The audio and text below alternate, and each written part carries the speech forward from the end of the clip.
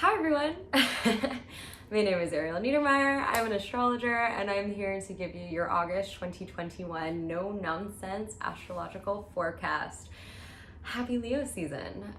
Today I want to talk about four major topics. We're going to talk about Leo, and we are in Leo season from July 22nd until August 22nd. I want to talk about Jupiter in Aquarius, which is a transit that no one's excited about, which started on July 28th through the rest of the year. And I promise you'll feel a lot better after we chit-chat about that. And then I also want to touch on my third and fourth things. I want to touch on the two lunations for the month. So we've got a new moon in Leo on August 8th and a full moon in Aquarius on August 22nd, the last day of Leo season, right before the sun moves into Virgo. So we shall chat about those things as well. Okay, let's get started. So happy Leo season. Leo energy is really beautiful because it basically helps us learn to exist loudly and according to our authentic self and needs. So this whole idea of Leo being this call to take up space and be the star of your own show, I feel like oftentimes it's like reductive in the way that it's cast, especially on social media, which is to say like, I'm gonna get all the attention just for sake of attention. Really the challenge is to go a little deeper with that and to really inspect the ways that you take up space and sort of if there's necessary recalibrations like based on your past experience. So let's say you are a total wallflower and it's really uncomfortable for you to be the center of activity. You might then reflect, okay, so like what is it in my past experiences that sort of conditioned me to want to be small and not seen? Were there antagonistic forces? Was it like out of fear that if you were your true self and if you lived out loud that there might be antagonism in some capacity? Okay. On the flip, let's say you're someone who like loves Leo season because you love attention and you constantly are seeking to tell everyone about your life and be the center of the show. Then you might think to yourself, okay, so like what is it in my past that I maybe perhaps didn't feel acknowledged enough or adored or loved enough that I'm now maybe seeking to overcompensate for? So that's like really like the deeper medicine of Leo season. And of course, being really compassionate with yourself as you do this reflective work, because it is, you know, it can be very uncomfortable to think about the ways that you take up space and the ways that you need to balance that out perhaps. Okay, let's now talk about Jupiter in Aquarius. So many people have been DMing me being like, I feel like all over the place, July and August have been so rough, like da, da, da. It's because we're dealing with a lot of Saturn energy, and especially in Leo season when the sun's going to be opposing Saturn in Aquarius, and Saturn has been in Aquarius for a while now. This feeling of discomfort, of self-doubt, of fear, of loss, like those are all Saturn qualities. Additionally, we have Jupiter joining Saturn in Aquarius, so there's going to be an amplification of this energy of limitation and restriction. So Jupiter has been in Pisces since mid-May. It's been a total party, right? Jupiter is the planet of expansion and growth and prosperity, foreign travel. And so with it in its home sign of Pisces, and you can review my May 2021 video, and I talked about this. There's such a feeling of decadence and connection, especially because Pisces is the sign of oneness. Connection and being able to hug each other again, being able to travel again, this buoyancy that we got since May. I'm sorry to inform you that energy, the winds have changed and it will be different now. You know, like Aquarius is the sign of the collective and making personal individual sacrifices for the sake of the collective. It's also ruled by Saturn, so there's this structural component, you know, like rules, limitations, regulations, what have you, things that sort of, like inhibit our individualism in the name of, you know, helping the society as a whole. So taking that a step further, it's not surprising that the CDC reinstated its mask mandate the day that Jupiter entered Aquarius. We're entering kind of a re-enhancement of pandemic restrictions with Jupiter in Aquarius. So my official recommendation, don't travel, don't schedule any long distance travel for the rest of 2021. Don't schedule any large gatherings for the rest of 2021. I also said this in May. Because Jupiter is going to be in Aquarius. And so there is going to be this feeling of restriction. Additionally, I did want to mention,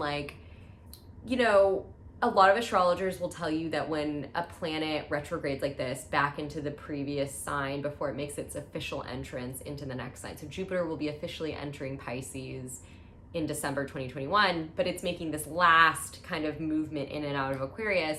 It means that the planet has more work to do in that archetypal energy, which means that we as a collective have more work to do in that archetypal energy. So this idea of needing to sacrifice individual level things for the sake of the collective, that is a very Jupiter and Aquarian themes. We obviously need to work on that as a society.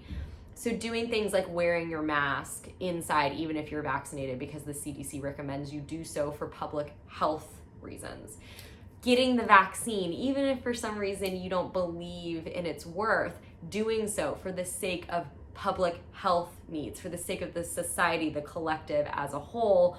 That's the energy of Jupiter and Aquarius. And if you choose not to do those things, just as an example, you're kind of not really living in alignment with the energy of the season.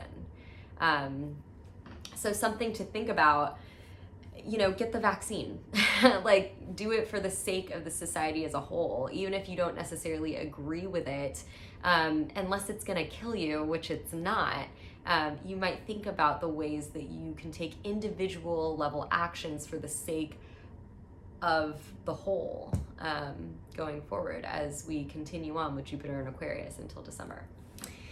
Okay, let's talk about the lunations of the month. I'll try to keep it really quick because, so we've got this new moon in Leo on August 8th. New moon in Leo, it's all gonna be about new beginnings in terms of appreciating yourself and appreciating your needs. With this new moon though, it will be squaring Uranus in Taurus. Uranus is the planet of innovation, doing things differently, sometimes shocking events and things that are surprises can happen. So be on the lookout for surprising things, surprising realizations, insights, but this call to do things differently, especially when it comes to sort of living in alignment with your authentic self, which is a very Leo theme.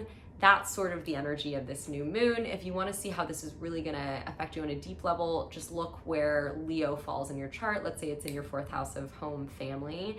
It might be time to do things differently when it comes to your family and living in tandem with your family. You're gonna see these structural challenges, and there's gonna be a call to do things differently to overcome them. Which leads us to the full moon in Aquarius on August 22nd. This actually is a really interesting rare lunation because not often do we have 2 full moons within one season. So we had one Aquarius full moon right at the beginning of Leo season, and we're gonna have another full moon at the end of Leo season. Usually you just get one full moon and one new moon. So this is kind of rare, but anytime things happen in 2s like that, it's really important to look at the first one. So July 22nd, we had an Aquarius full moon. That was a pretty raucous full moon for a lot of people I talked to. You might think if there was something that impactful that happened that day, think about what it was, what the themes were around it. This next full moon we're going to have in Aquarius will directly tie back to that one. What's really nice about this full moon on August 22nd is that, so yes, the sun and the moon are going to be opposed to each other in Leo and Aquarius, the moon being in Aquarius, the sun being in Leo, but in Aquarius will also be Jupiter at this point. So we're going to get this really lovely conjunction with Jupiter, which again is the planet of expansion and prosperity and abundance. So these structural challenges that are illuminated around the time of that new moon on August 8th, you're definitely going to have this abundant energy to identify solutions to those challenges around August 22nd at the time of this Aquarius full moon. So if you kind of want to get a flavor for like how this is going to hit in your life, you're going to want to look at where Aquarius falls. So it's going to be the opposite house of where Leo falls, right? Those are opposite signs. So, you know, using my example, if your 4th house is ruled by Leo, that means your 10th house is ruled by Aquarius. And that would then mean that on that full moon on August 22nd, that those challenges that you really identified in your family life that you need to overcome, you're going to be able to find solutions for those challenges actually in your public life, in terms of your career and the way that you organize your life on a more kind of public level. That's where you're going to be able to find solutions to like help you approach your family a little bit differently. You might just find that like bringing in the confidence from your career into your family, like if you feel like you are not like seen and heard in your family very well, then like use the energy from your career life. Like if you're a badass and you're really confident when it comes to like you at your job, like bring that energy in with you into your family life. That might be like a way that this pronounces if you have those placements. Okay. That was a lot. And I really am grateful to all of you who are still here listening to everything. Thank you so much for tuning in again. Thank you so much for getting the vaccine. Thank you so much for wearing your mask. And I really hope you have a wonderful August. And again, my name is Ariel Neidermeier. I'm an astrologer. You can catch me on Spot the Witch on Instagram. Please like, share this video and subscribe to this channel. We love you, we appreciate you, and I will see you in September.